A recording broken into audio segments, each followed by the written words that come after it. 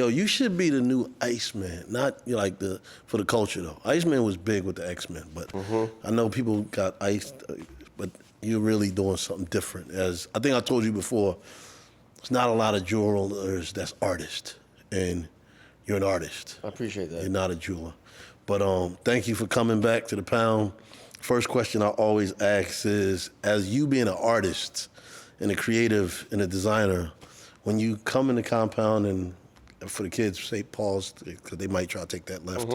But when you enter the compound as a creative, what do you see, and what do you feel about from the space and the aura? Just culture. As soon as you walk in, I mean, even if you show people on camera right now, I don't think it won't do justice.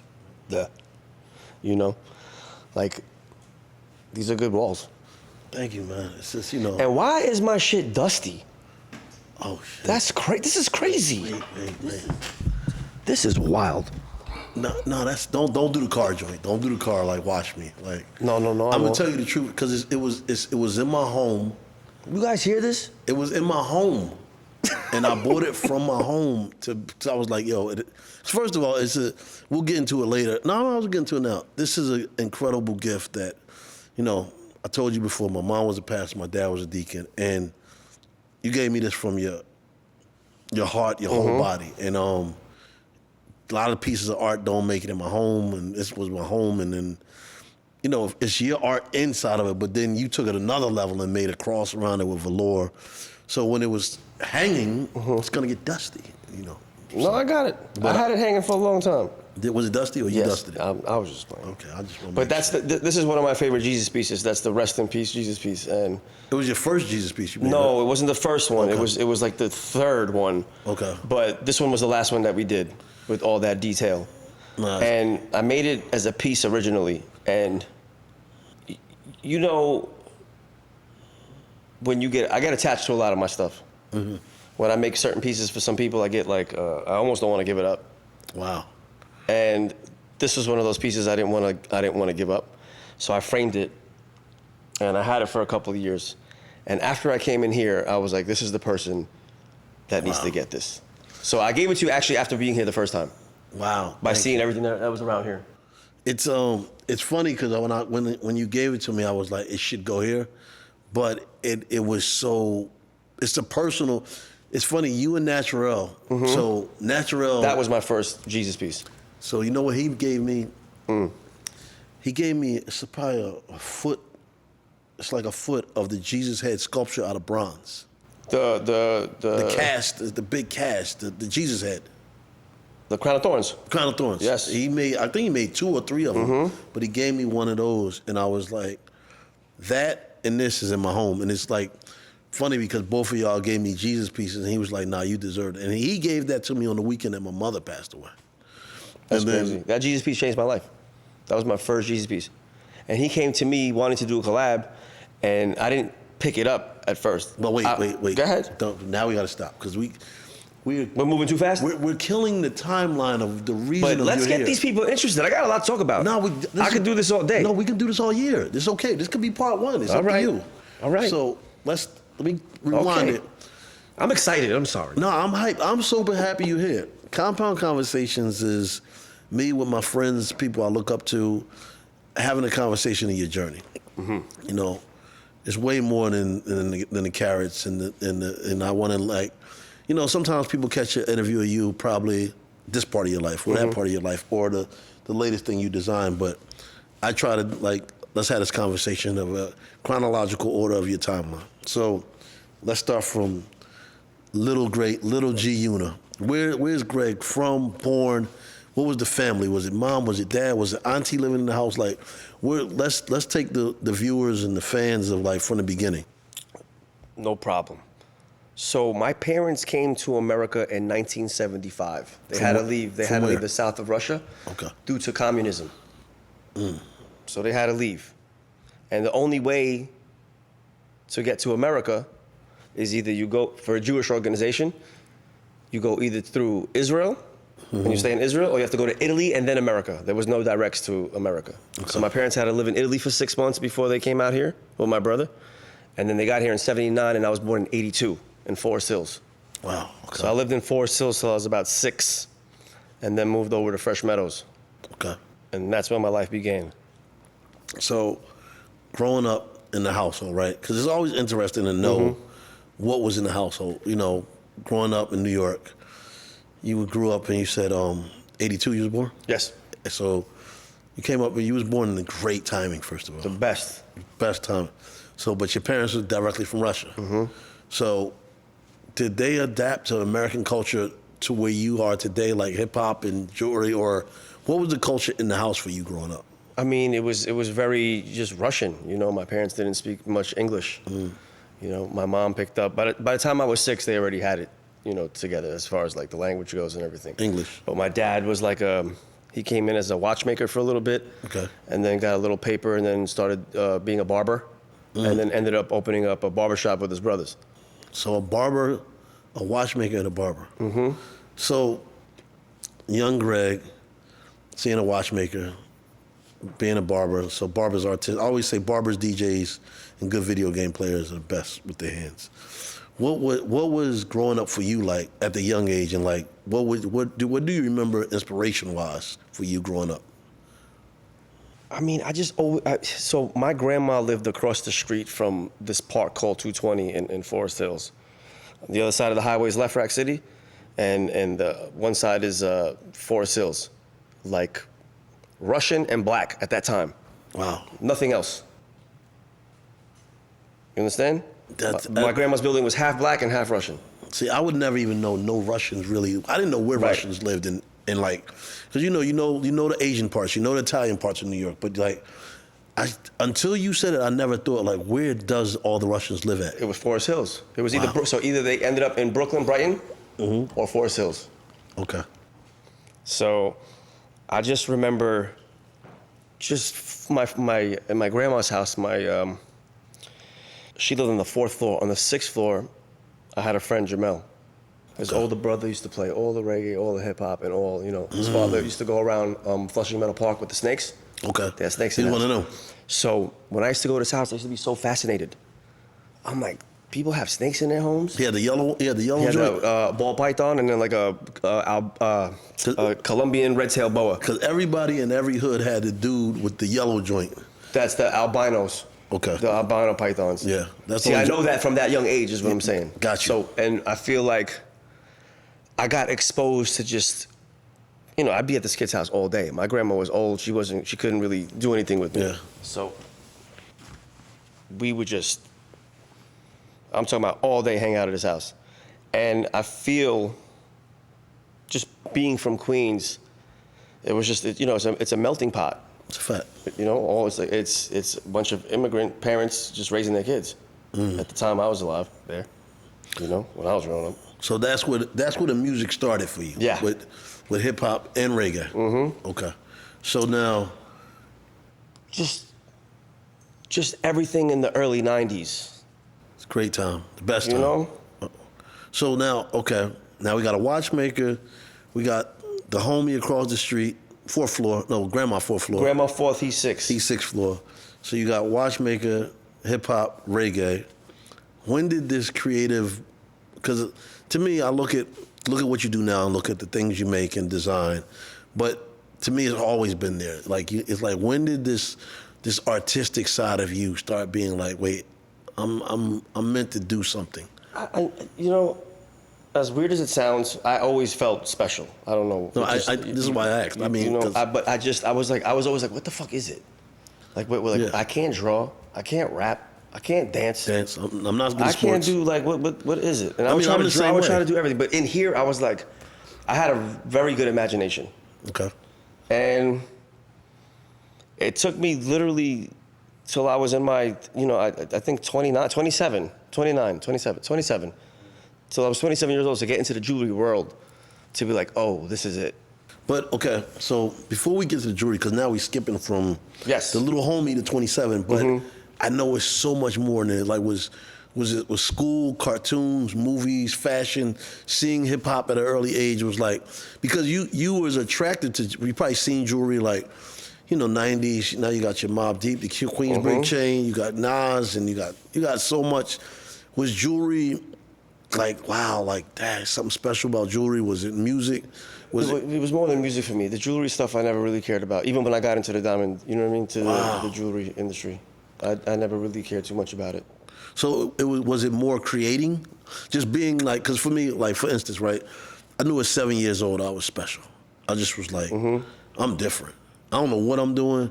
Now I started DJing at 13, but I was like, this still ain't really it. Like DJing was one thing, but I felt like my mind was more vast than just blending records or crab scratch or transformer scratch. I was like, I'm something, I don't know what it is. So it's funny though, because 27 is really when it hit for me. That was the age when I created the N1 mixtapes. And it was like my first time learning, like, wow, I didn't know what a marketer was, I didn't know what a creative director was, but that was when my journey really started on this creating on a professional level. From the world of learning about music, watching your father, into the jewelry world, was it a time in your life like, okay, I'm a creative? Because that's how I look at, I think I told you this before, I don't look at you, I look at you as a creative, as an artist, as a designer. But was it a period of time where you was like you said, you knew you were special, but it's like, okay, I gotta go on this journey. You know when you have a fresh pair of sneakers on, you get the outfit on, and it's on right, you look in the mirror, you're like, okay, this feels good. Yep. I always move off of that feeling. And it went from that to cars. You hook up a car a certain way, it's like, okay, this feels good. Yep. I would stop where it felt good. Put a set of rims on, I don't know. I don't know, might take that off. I don't know. Too Front much. lip, no, you play around until you get it right. Okay. So I feel like it was in those spaces, it was a feeling I went off to get certain things right.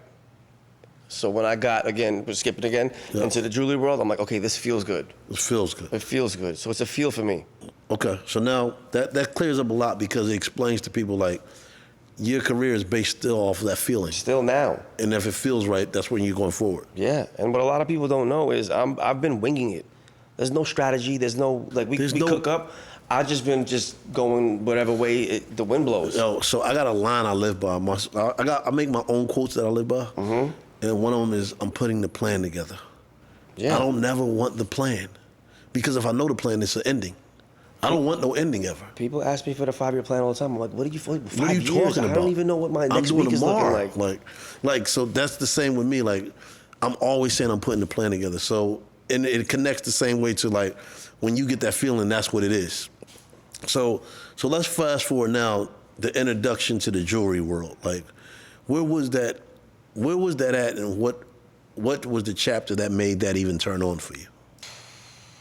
My mom came to me one day. She wasn't happy with what I was doing with my life. Okay.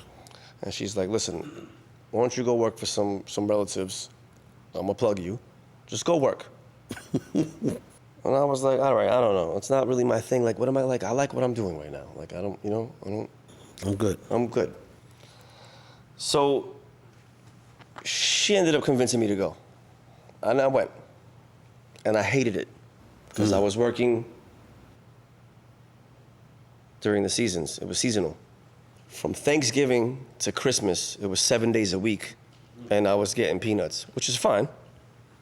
But like, I was overworked and I didn't know anything about it. I got all these watches, all these diamonds, everything going on. I'm like, it's overwhelming. This is not really what I'm trying to do. Dude, and what I'm selling is not matching what I'm making. It's not just I don't care about this, you know? I was there for a month, and when Christmas time came, when Christmas was over, I was like, guys, thank you very much. I'm out of here. I completed the mission because my mom was like, just go for the seasonal, and if you don't like it, you don't go. You're done, yep. So I came back home. I was like, listen, Mom, I love you, but I think I'm going to finish up what I was doing. She starts crying to me. And I haven't seen my mom cry since I was like 13. You know what I mean? Yeah. And to see that, it was, I just felt bad. You know what I mean? And I was like, fuck it, I'll go. I'll give it another shot. I'll go back. And I went, and literally the day I walked in, 50 walks in. And I'm like, this is the time where 50 was like, he's forever hot, but he was on top. And my heart was pumping so loud. I'm like, he definitely hears the shit. This is like uncomfortable for me. He hears my heart pump right now. And I was so excited.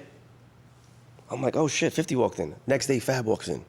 And these are people you don't see these people. Yeah, in real life. Like, if it didn't show, you ain't seeing them. There was TV. That's it. There's no up close personal. Nothing. I'm seeing these guys. I'm like, you know what? Maybe this is a place for me because I'm the only person in that facility that speaks the language. They can relate to you. Yeah. So it was just automatic. They would come to me. 3 days later, Floyd Mayweather walks in. I'm like, where were these guys during Christmas? Like, why aren't you going Christmas? Supposed to be in the they season. came and shop after. Wait, which is kind of smart. Is the jewelry world like Best Buy? Like sales are better after Christmas? I don't know. I don't think so. Oh yeah. It was like this is the time you get it. After that, like everybody's on vacation. We don't even care anymore. It's a fact. They make their money during that time. They're good till June. Gotcha. And Floyd Mayweather really just changed my life. Wow. And I'll forever be in debt to him for that. Personal wise, as a person, career, like financially, like what does that mean though? Because somebody could come in and be like, yo, they did this, they bought this amount of jewelry, it put me, or it could be like, yo, he was like, yo, he shouted me out and it changed, or was it just lessons? It came in steps. It was it was everything. It was from A to Z. Wow. He was good to me, and he liked me because it was never. I feel like people get around him and they try to compete with him, and this is not somebody you can compete with at all. A lot of other Jews come through like, I got money, it's all that. I was like, listen, I'm trying to get this Lamborghini, dude. Like, I'm just being funny. Yeah. Just being, And he just, I don't know, he just took me under his wing for a little bit. He had and it was during the best time. It was during his prime. You met a lot of people at their height of their career. And it was just life-changing to be able to have like one of the best fighters in the world, best the champion all time. Yep. To come in and bring me around and invite me places and come to Vegas and come to my fight. Here's some tickets. It was. It was bigger than jewelry. It was. It's I didn't feel like just like one of the jewelers. He, you know what I mean? He would always check in like, yo, I'm gonna go over there and do the thing. I wasn't like. They shop with everybody. I can't be upset. Yeah, but we have a genuine relationship, you know what I mean? And he was always telling me to go on my own. Wow. And at the time, I just didn't feel like I could do it. I was just like, I'm not really in, like, I don't know the business like that. I'm there yet. I'm doing the marketing. I'm doing the hats. I'm doing the, Yep.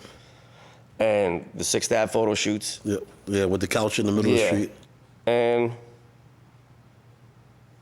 every time I would bump into him, he was like, dude, just get out of there. Go do your own thing. You a man or you not a man? I'm like, I'm a man. He's like, all right, so do your own thing. And it's scary to, jewelry is not like, you get, in a diamond district, you have a little booth like this big. Yeah. In this section here, you have like $3-4 million worth of stuff. I don't have that kind of money. Yeah. You understand what I'm saying? So it was a very scary moment for me. It's funny, man, because jewelers to me are one of the most interesting people in my life. I met her. It was Alex the jeweler in Philadelphia, and I'm gonna connect it all back. And he was Russian. There's a lot of jewelers, it was Russian, and I only liked the Russian jewelers. I remember my first herringbone chain was from an Asian lady, and she didn't want to do layaway. I was broke. I wanted my first herringbone chain, and I remember the yellow slip, and she was like, "Yo, you put $20 down, you come down." And I was always trying to pay. But I'll never forget Alex the jeweler. And he was on Chestnut Street. He was on 10th and Chestnut, Philadelphia. And I remember I wanted the Gucci link chain. And he was actually like teaching me about Russian culture. And he said something I live by to this day. And he had, in the same setup, he was like, jewelers were on Philadelphia, like Robbins, Eighth and Walnut. And he had a little booth. And next thing you know, like all the Akon used to come down and state property, and everybody was going to him back in the day. And he was like, Free. He said, in life, dig yourself a hole and put yourself in it. And he said, don't be scared to take risk and put yourself under pressure a little bit, and you always dig yourself out. And I lived by that. And it made me buy my first Range Rover, and I remember the payments was like $400 or something, my first Range Rover in the 90s.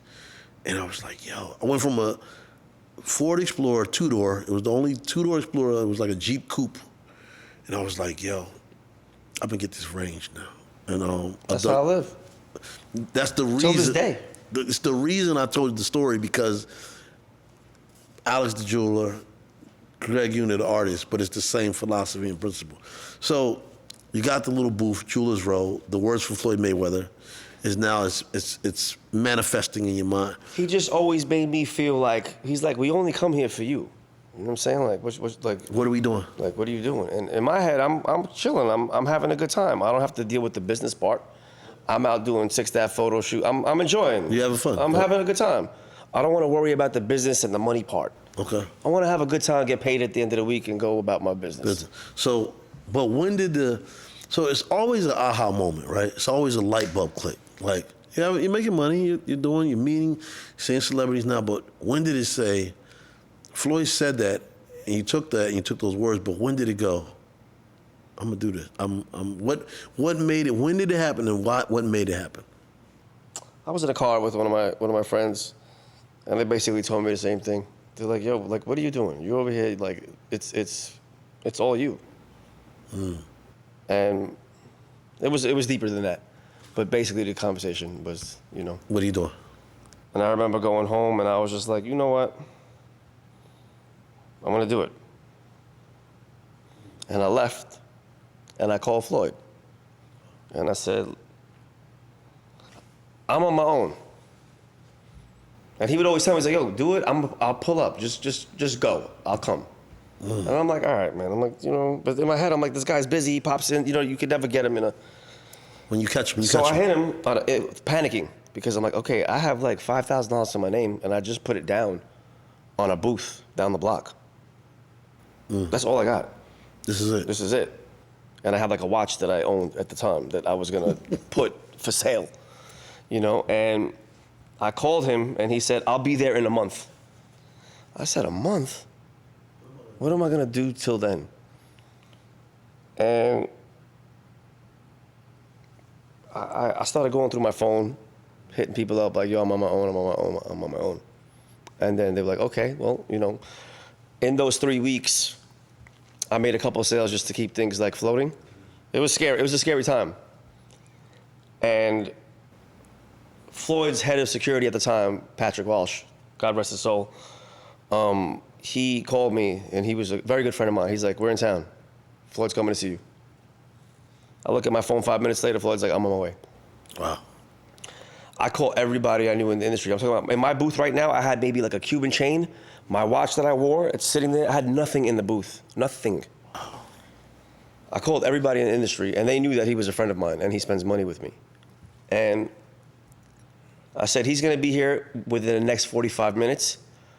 If you're ever gonna lend me anything or let me rock, now is the time. I had 3 guys pull up on me and flood my booth with everything. I didn't even know the prices of anything. I was just like, shit. He came in, looked at me, gave me the biggest smile, grabbed a bunch of things. I don't want to talk numbers. It's not about numbers. But the money he spent was astronomical. And he did it like 5 days in a row. And it was at the top of his career. He just finished fighting Pacquiao, and he was fighting McGregor coming up. And as he's purchasing, he's like, we're gonna go to the fight. And I have real tears in my eyes, you know, at the time. As you should. And that moment for me, changed your life. It was that day, life-changing. So I will forever, I don't care what anyone ever says about him, I don't care. I know his heart, and I know how he treated me through the whole process. And I'm able to do, you know, I'm sure I could have done it, but it wouldn't have been like that. Yeah. No, that's, I say you meet a lot of people in the industry, right? And it's a gift. It's like, you know how you've been in the game long enough, you meet people through the industry, right? It's a very, very thin line that crosses over to where people become friends, people become brothers. He wanted to see me win. He genuinely wanted to see me win. For no reason, though. And at the time, you know, that kind of money, it was nothing to him. Yeah. Still you know? Yeah. And I was able to literally, I'm talking about like, it was like I hit the lotto. It was literally like I hit the lotto. And then from that day, on top of that, nobody was really like talking to me in the diamond district because I was on my own. They were like, all right, well, what's he gonna do? Is he gonna fuck this money up? Yeah. Like, can we trust him? After that day, I had everybody at my feet. Wow. Everybody. They're like, can we give you something? Can we do? I'm like, now you guys want to give me something? That's crazy. But I took it. I took it. But you know, it was a beautiful head start for me, and I'm just forever in debt to him. I don't even know how to repay a guy like that. You know? I think who you are repays him. Yeah. It's not about the money. You know, I mean, how we met. I don't even know how we met. I forgot. But we just have a relationship that it feels. What you have with Floyd is just real. It's just it's not based on. I didn't even buy jewelry. I don't even know how to be anything else though. I don't. And the thing is, like, I don't care if you buy jewelry or not. Like, I just like people. Yeah, you're just who you are. I've always been a people person. So let's go a step back through this world, because one of the great things is the creativeness of you that I want to touch upon. The 6th Avenue photo shoots. I don't know, it was Graham, MySpace, where I seen it first. I don't know what it was. No, it was Graham. I said, this guy's on a couch, putting a couch out in the middle of the street. He's crazy. I'm like, it's traffic, he's getting tickets, is he getting fined? Like, that's that creative spark that, to me, how did that idea come up? There's another thing that happened by accident. So Amori, one of my good friends, she's a sister of mine, she's from Philly, actually. She was a photographer and friend of mine. And we were just, you know, I just tried to I didn't know how to take photos of the jewelry. And she was incredible at everything she did. And I was like, how do I show this on Instagram where it's not this bullshit quality, where like, I was just always trying to elevate the brand, even on 47th Street, you know? You come out of a little rinky-dinky like spot, but it looks so beautiful on Instagram that when they used to come see me, like, yo, this is your place? Yeah, this is it. Like, it was gross. Yep. And we were taking photos outside in the street of some jewelry, and somebody came up to me, he's like, hey, I know you, can I get a photo? I said, sure. So I was just like, let's go on the street, because the sidewalk is crazy. And there was nothing going on. And we took a photo, and it came out really cool. And I said, you know what? This would be cool if we did like a little concept and like had some themes to it. Yeah. And then we just started playing around. And then it like literally it caught fire. So winging it to perfection. It started off just being like silly. And then it just became a big production. Through me watching your career, you have relationships that you could see. I can see visually, like even like a Nigel Sylvester and the people that you're all around. They wear the jewelry, but it's a smile that's connected with these people that's not about jewelry. And it seemed like, and you touching on it with Floyd, how have you been able to navigate these relationships and these partnerships and these friendships all through these years? I got a chance to like take Kevin Garnett to Jacob back in the day when I was with A1. And Kevin bought us all the colored watches, and it was like, I was like, oh, this guy Jacob really has a lot of relationships that's not just based on the jewels. I mean, I'm one that used to watch Jacob as a kid. He's from my culture. Wow. He's a Baharian, he's a Russian Baharian Jew. Okay. So we're from like the same neighborhood. Wow. Like in Russia. But like we're also our culture is very tight. So all our families know each other. So he was one of the first from our culture to make it out. So we were all like, wow. Again, so I think he made it out in the best time, because it was just like the best time of hip hop. You know what I mean? There was no social media. Nothing. Now everybody's on social media as a jeweler. There was 2-3 guys there back in the day at that time. And I remember idolizing Jacob. You know, I was very much a fan until, you know, I got in the industry. It's funny because your blueprint is a part of, like, for me, being there in the Jacob era in the late 90s, early 2000s, organically it feels the same. And the neighbor, like, might be because of the neighborhood and the people in the cloth that you're cut from. But relationships are very hard to hold in this industry that are true. Like, you know, because a lot of people are not cut from the cloth you are after the product. You know what I'm saying? Like, you could sell a person a watch or chain or whatever. You know, go ahead. But for you, how important is those relationships, because like I said, your relationships, for me, just in a gram picture, in videos or reels or content, I see a whole nother level of like, okay, so what, he got 3 chains on from Greg? Right, it means nothing. That's not what I'm looking, that's not what I see. You know, I've always been authentically myself, and I don't have the best IQ, but my EQ is incredible. And I know how to, I just feel like I was always gifted, and I was able to read, and I knew if somebody liked me if they didn't. And I'm always genuine with somebody, but the moment I feel like a little shift, I'm like, I gotta keep it moving. Again, that's intuition. Yep, right? totally. So when you give somebody 100% of yourself and they give you that same energy back, I keep those people, and I wait for them to slip up. And if they don't, they stay. And if they do, they go. And that's how I always lived. Wow, it's very rare, you know. But it's the only way, because what people don't understand is if you just tune in a little bit and listen to your intuition. How many of your friends growing up asked you for a couple of dollars, and you know in your guts, if you give this to him, he's gonna fuck it up. And he's not gonna pay me back. Right, but you still give it to him. Yeah, give it to him all day. So you overrode, you press override on that red flag. Yeah, totally. But your body already, it's automatic. Yeah, so it tells you what's going on. It's reading everything without you even knowing subconsciously. Yeah. So if you could just listen to that, I feel like you can go far. Because I listen to that all the time. Yeah, Again, going back to the outfits and the cars, and it has to feel good. And if the moment it feels not right, I don't touch it. Now, I live the same way. I have to live by my name. And greedy people get fucked up like that. Because they're pressing that override button all the time, thinking it's the one, and it's not. It's not the one, yeah. So, because like we spoke on Nigel earlier, y'all have a brotherhood, you know, that is seen, that is projects and togetherness of photos and his whole, what he's doing and the legacy, and also the jewelry that we're, you know, how important is those relationships to you in building your brand, though?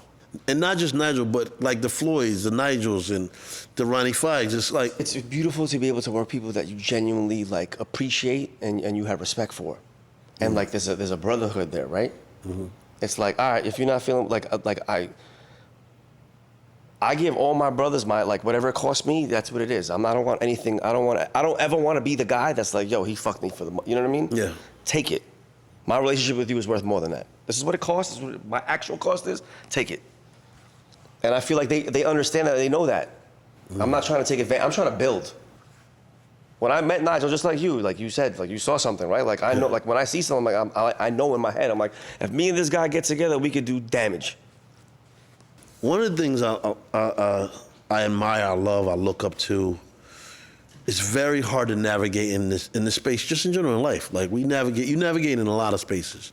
You navigate into like music, culture, fashion, jewelry, whatever this world of we live in. It's a feeling we live in that we don't even have a word for it, but it's like, yo, no, Greg's that, or Free's that.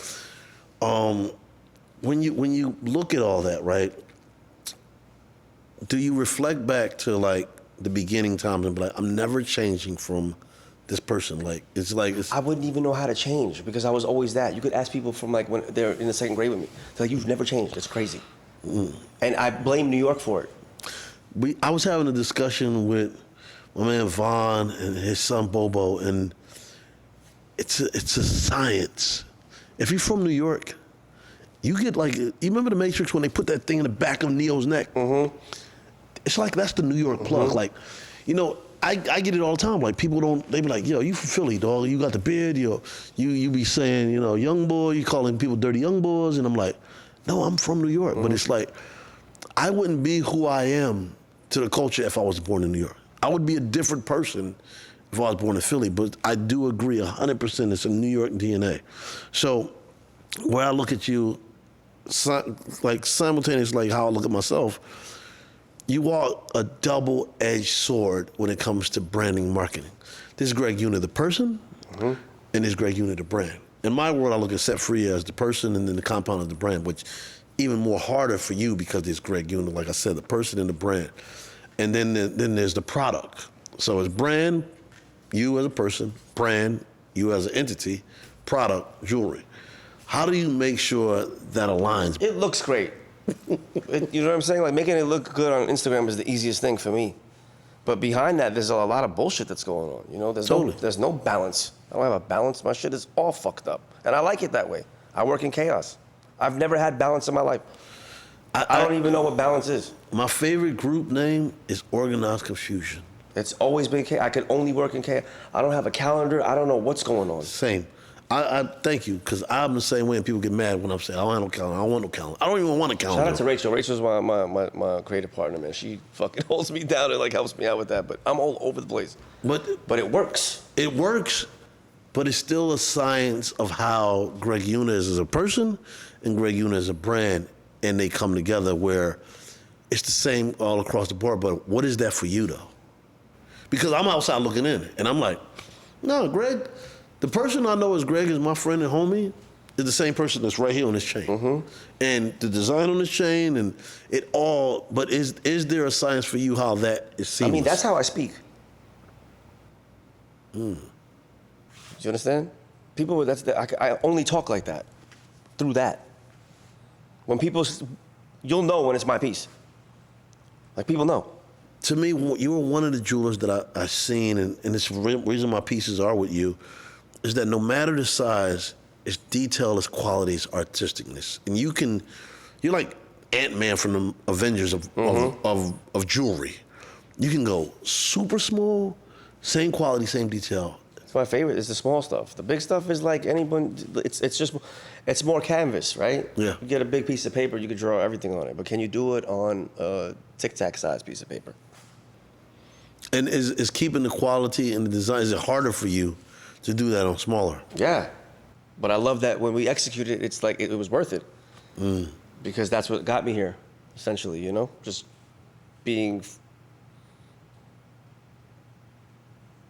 persistent with that. With that technique. Yeah, makes sense. So one of the reasons I put the globe here for this interview was I was very jealous of the trip to Tokyo. That I didn't get an email or a text from anybody, but it's okay. Sorry, man. Nah, it's okay. We're winging it, I told you. Yeah, it took a long time for you to get the text and everything. But, you know, seeing you take your brand abroad to Asia, to creating the pop-up shop experience, it's like... That's not a pop-up shop. That's a full store, sir. Excuse me. Let's rewind that. Well, it popped up on my gram. It was pop on my gram. What when you look at your brand and going to Asia and like what was that thought process and what made you, because that's another super leap of faith. The Japanese, they love us. They love our culture. They just embraced us. Yes. I went to Japan and it was just a clean New York. It was the first time there. It was incredible. The people there are respectful. You have to understand, these people come from the utmost respect. Talk about like back in the day samurai style. Like it's they bow. Yep. You understand? Yep. It's a whole different respect breed culture of people. And a lot of my clients come from Asia. And I thought, you know, I'm in New York. The other side is, you know, not, I think it's China, but I think so. Whatever. You can spin it if you need to. You know what I'm saying? Like, I want to start on the other side and then work back. You know. And you know, because when I seen that, I do agree. I got a chance to go to Hong Kong and meet families over there, and that's where we make some of our toys at. And I just was like, wow, it's kind of the same world. And you know, I always admired the Asian community because like they were the first ones that moved, and with the yellow and the red sign, Golden Dragon, I was like, yo, they come in every hood, from Manhattan to 40, Baisley, Left Rack, and Marcy, and they open up this Chinese restaurant. But not only that, their culture of service, you know, that's our culture still, like that's New York, you know what I mean? That's a fact. It's still our culture. Doesn't matter what color. It doesn't matter. Chinese food, Japanese food. We ordering that right after this. Everything. As soon as we finish this, we ordering Chinese food. So everything. It's when that idea came in, it was like, was that always a thought of like, I want to take my brand to Asia, overseas? Yeah, it was just always. I mean, you gotta love Japan because they're so ahead. That's right. You know, with style and just like everything. They're just so minimalistic, but also just they get it. And I wanted to bring my brand there. And, you know, I got a lot of love there from them. I got, like, Japan showed out. They came out for me.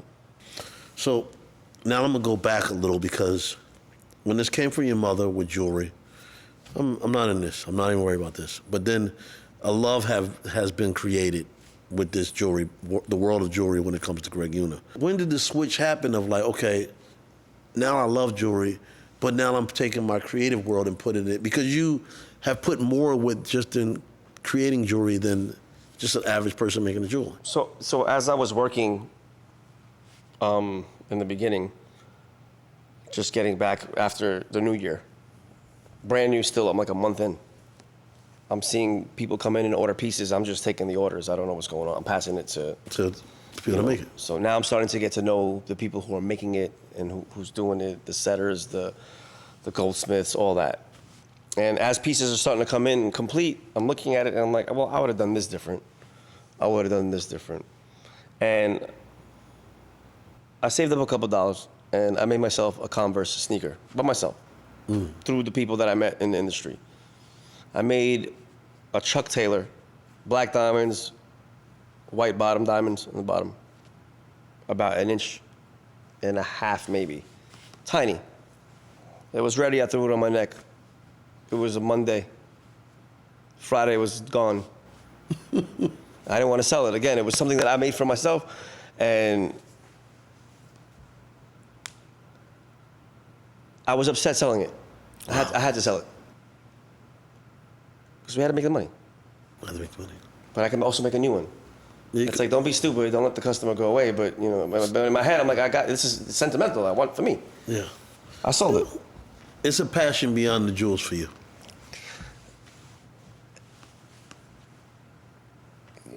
You want a pair of sneakers, you want to wear them. You know, someone wants to buy them off your feet. Like, yo, I like my fit right now. You know what I mean? So, do you ever start from scratch? I'm not selling this. I'm making this for me. I'm gonna make whatever that vision, that feeling, that emotion, and it's not. Don't even like getting the business out of your mind. Is there? So what happened after that one? I made another one. 2 days later, it sold again. Wait. So it's a problem. So now I'm like, okay, I'm onto something. I know you love money. I get that. Mm-hmm.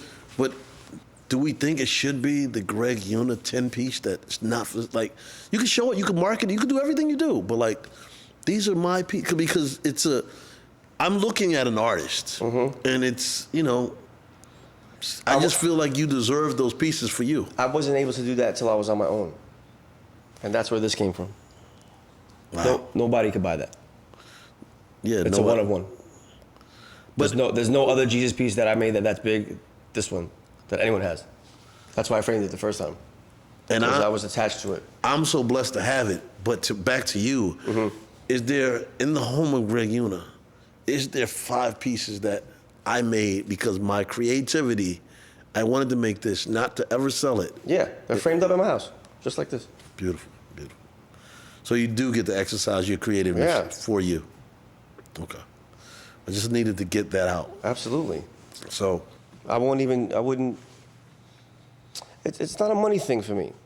You know, I grew up good. It was never a money thing for me. It's great, it helps, but like, I mean, obviously there's a price to everything, but it's not a money thing. It's not a money thing. So to end this great conversation, and even me learning the legacy, the journey, and the lineage of Greg Yuna, when it's all said and done, what do you want the world to see, understand, and know when it comes to Greg Yuna? I like to be misunderstood. I want them to see what they see. Everybody sees you different. But when they meet me, they'll understand. Well, the only thing I can add on to that is when they see your work. Yeah. It's an understanding of quality in the person that was behind it. Because to this, when people look, it's a different level of, they ask about what it means, but it's a different level of interest that I get from this. And I think that's also because, you, like an artist and a chef, your hands touch these things. So it's the energy put in it. I appreciate that. It's real, man. Thank you. Well, thank you, and that's a great way, man. Thank you for coming. Shake my brother's hand. And this was. Big round of applause for everybody.